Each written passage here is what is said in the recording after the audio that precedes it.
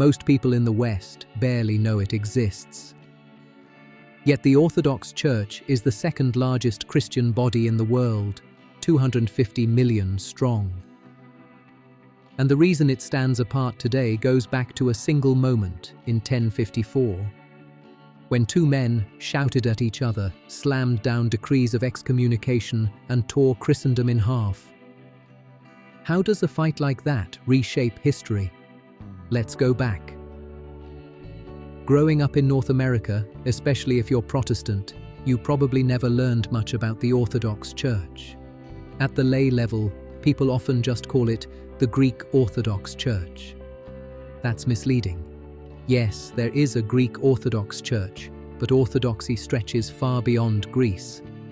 Russian, Serbian, Coptic, Antiochian, Georgian, the list goes on. Another label, Byzantine Church, shrinks it down to Constantinople, modern-day Istanbul. But orthodoxy isn't a niche branch of Christianity tucked away in dusty books. It's massive. Catholics make up about 1.5 billion believers. Protestants roughly 800 million, though splintered into thousands of groups.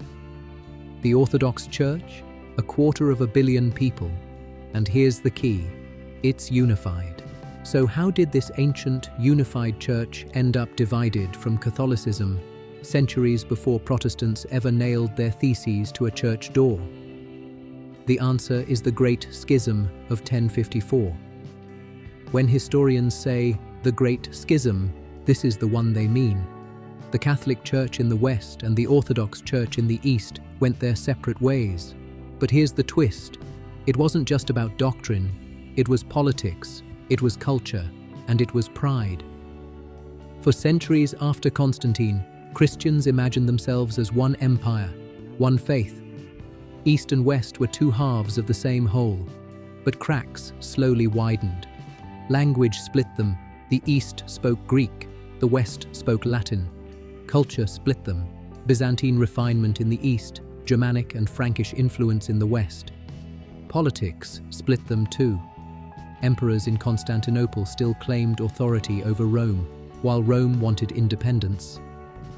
Did you know that for centuries, the Eastern emperor had to approve new popes?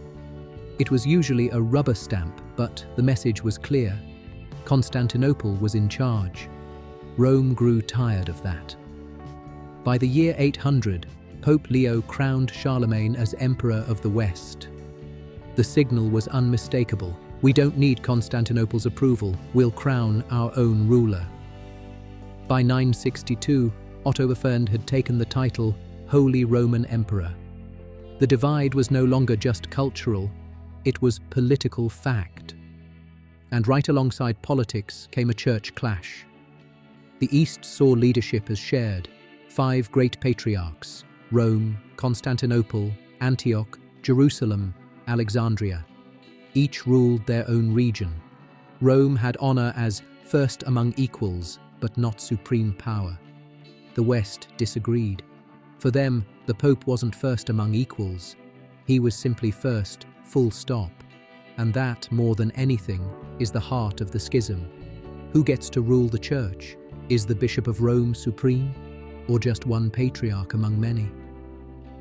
But politics alone doesn't capture hearts. Theology makes it personal. And here too, East and West clashed. The biggest flashpoint was the Nicene Creed.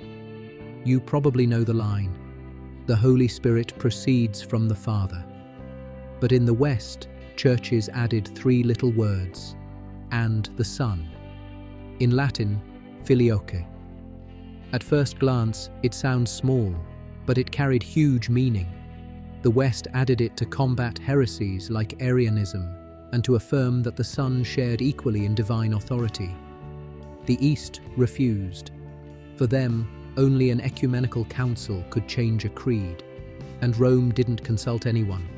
They just added it. So ask yourself, was this really about theology? Or was it about authority? Did Rome have the right to alter the creed alone? This wasn't the only sore spot. Take icons. The East went through waves of iconoclasm, banning religious images. The West refused. insisting art belonged in worship. Again, theology and authority intertwined. Who had the right to decide how the entire church would worship? By the 11th century, the tension was unbearable. All it needed was a spark. That spark came in Constantinople. Pope Leo IX sent his advisor, Humbert of Silva Candida, to deal with Patriarch Michael Cerularius. Neither man was patient. Neither man was humble. Michael refused to meet Humbert at first, leaving him waiting for weeks. When they finally spoke, tempers flared. Humbert accused the East of arrogance. Michael accused the West of heresy. The climax came inside Hagia Sophia, the most magnificent church in the East. It was Easter. Worship was underway. Humbert stormed up to the altar and slapped down a bull of excommunication. Rome had officially cast out the Patriarch of Constantinople. Michael didn't back down. He excommunicated Humbert and his entourage right back. 2 men, 2 decrees, and 1 millennium-long split. At the time, most people thought it was just a diplomatic fight. Tempers flaring, pride clashing. Surely it would blow over. But it didn't. The Crusades widened the gap. Instead of healing the breach, they poured salt into it.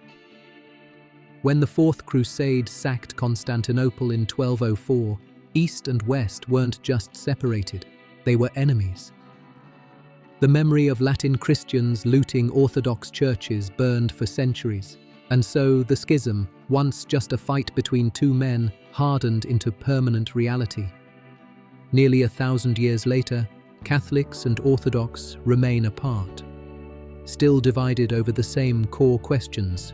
Is the Pope supreme? Can Rome alter the creed? Who defines the boundaries of the faith? Occasionally, gestures of unity surface. In 2004, Pope John Paul II and the Patriarch of Constantinople said the Nicene Creed together in Greek, leaving out the Filioque. For a moment, it felt like reconciliation was possible, but the divide remains, and it raises a haunting question. If 2 men in 1054 hadn't let pride take over, would Christianity look completely different today?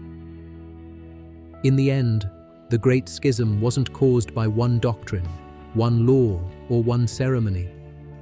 It was caused by centuries of tension, by East and West growing apart, and by 2 leaders who refused to bend.